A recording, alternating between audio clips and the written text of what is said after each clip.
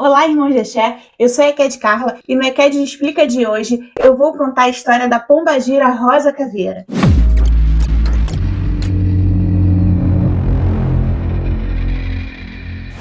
Pode parecer até chato, mas eu vou falar novamente para vocês que os Exus e as pombagiras, eles têm falanges. Por isso existem tantas versões contadas. Talvez a história que você conhece não é a mesma que eu conheço. E a gente aqui no canal vai ficar muito feliz se você quiser contar pra gente. Manda aqui no e-mail que vai aparecer aqui para vocês, pra gente, a história que a sua pombagira contou, que a gente vai contar com muito prazer. Isso não significa que a sua história seja verdade e a minha mentira, e nem o contrário. Isso só mostra que as pombagiras têm reencarnações em fases e épocas e períodos diferentes. Essa versão conta que a pombagira Rosa Caveira nasceu na Espanha. Era filha única de um casal muito influente, filha de mercador de iguarias. Então ela tinha tudo que ela queria, muito bonita, jovem, desejada por todos e assim, mimada de verdade. Isso fez com que ela se tornasse uma menina muito arrogante. Sabe aquelas pessoas soberbas, as hoje em dia conhecidas patricinhas? Então, era assim que ela se comportava. E os pais dela faziam com que isso piorasse, porque se ela falasse eu quero, ela tinha. Nesse tempo, eles saíram da Espanha e vieram morar no Brasil. Chegando aqui no Brasil, ela se sentiu a verdadeira rainha, achando que todo mundo aqui era súdito dela e que ela poderia fazer com todo mundo o que quisesse. Para piorar a situação, o pai dela percebeu que a cadeira que ela sentava para se arrumar e ficar bonita na penteadeira não era uma cadeira boa o suficiente para ela. Então, o que ele faz? Ele manda buscar fora do Brasil uma cadeira feita sob medida para ela. Só que no caminho, do translado de fora para o Brasil, o pé dessa cadeira se racha. E quando chega aqui, o pai dela observa e ela fala que ela não vai sentar numa cadeira rachada, que ela queria uma cadeira perfeita. Então o pai dela manda buscar o melhor carpinteiro que tinha nas redondezas para poder fazer a cadeira da filha dele. Só que por ele ser tão bom, ele não tinha tempo para ir. E o que ele faz? Manda o filho dele ir com ele, que era quem aprendeu tudo com ele, então faria tão perfeito quanto ele. Chegando lá, o filho desse carpinteiro, conhecido como Paolo, olha para Dona Rosa Caveira, se apaixona por ela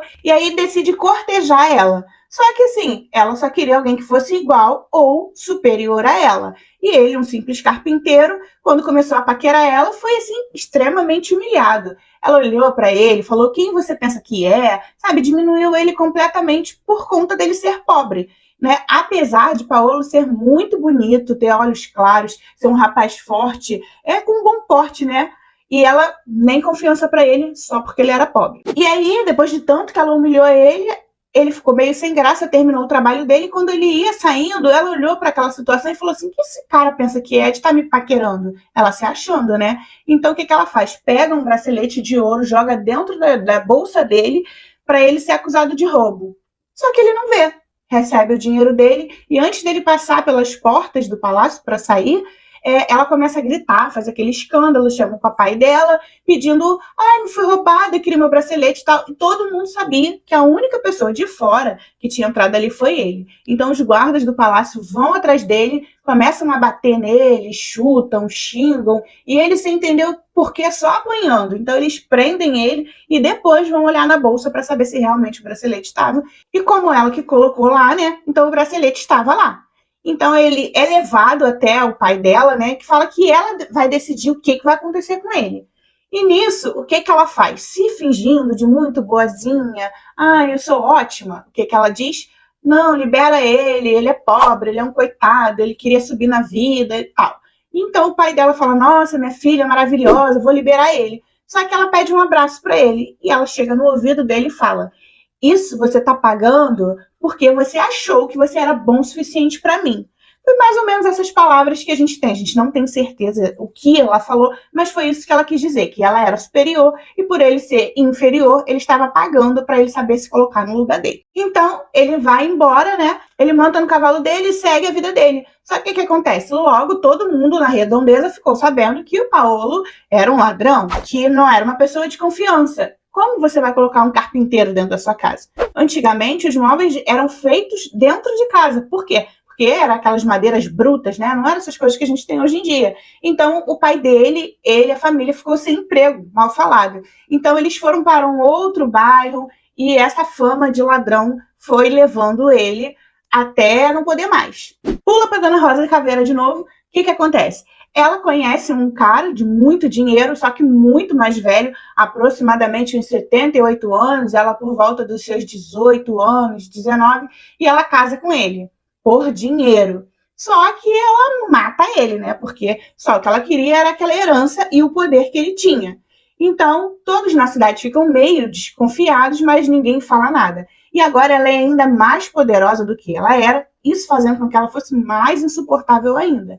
Esse homem morre e ela continua morando naquele palácio dela. Sabe aquela pessoa nojenta que nem o pai nem a mãe queria mais visitar? Então. E ela não casa novamente, porque ali nas redondezas não teria ninguém tão bom o suficiente quanto ela. E os que eram bons o suficiente quanto ela não queriam saber dela. Ela era um nojo, então ninguém dava nem confiança.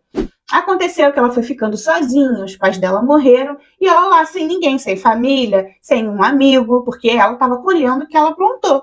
E ela morre, sozinha, abandonada. Antes mesmo que o espírito dela saia de dentro da casa, aqueles funcionários e a população da redondeza entram na casa dela e saqueiam tudo. Até o vestido que ela estava vestindo no momento em que morreu, eles levam, deixam ela aos trapos. Então ela chega no mundo espiritual, né? Ela vai para o umbral e ela vê que o corpo dela tá lá jogado, uma roupa feia, toda bagunçada, e ela olha para ela mesma e vê que a metade do corpo dela estava podre. E era possível ver os ossos dela. No rosto dela, ela se olhava e tinha aquela feição de caveira. E o que acontece?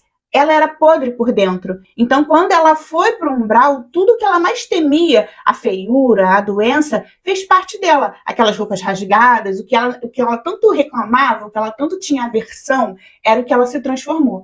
E ela ficou assim por anos, talvez centenas de anos, pagando por tudo aquilo. Até que depois de muito tempo lá, sozinha, sofrendo, tendo que viver com um corpo podre, sendo de verdade o que ela avista de longe um homem que tinha a mesma feição que ela, que ele parecia uma caveira. Então ela chega até ele e pergunta o que aconteceu com ele, e assim começa a evolução espiritual dela ainda ali no umbral. Ele troca experiência terrena com ela, explica o que ele fez, ela explica como ela era, e ela vai evoluindo, ele vai tratando o espírito dela ali. E chega um determinado momento que ele pergunta para ela qual feição ela quer ter, como ela quer se ver quando se olhar no espelho. E ela diz para ele que ela quer se manter daquele jeito, porque ela quer toda vez que ela se sentir superior, ela quer lembrar que ela não é nada, que aquilo ali é apenas um rosto, e que o que importa mesmo é o espírito. Então ela se mantém ali naquele tratamento, depois que muito tempo se passa, quem trata dela é o Exu João Caveira, e aí ele fala para ela que a partir daquele momento ela poderia ter a falange dela e voltar para a Terra como uma pombagira, trabalhando na evolução dos espíritos das pessoas. Então ela cria uma falange, a falange de rosas, né?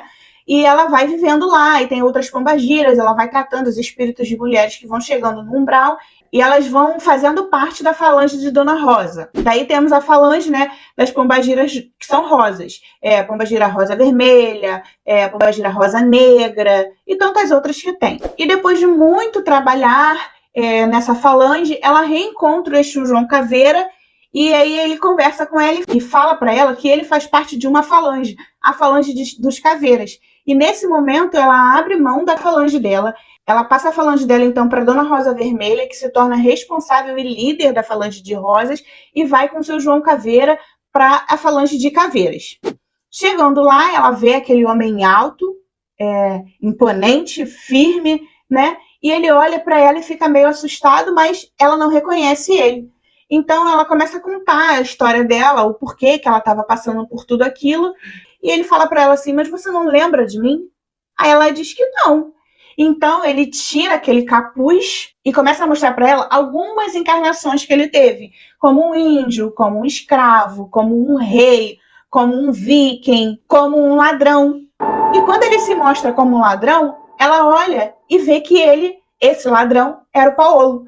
E ela fica assustada sem entender o porquê que ele era um ladrão naquela vida.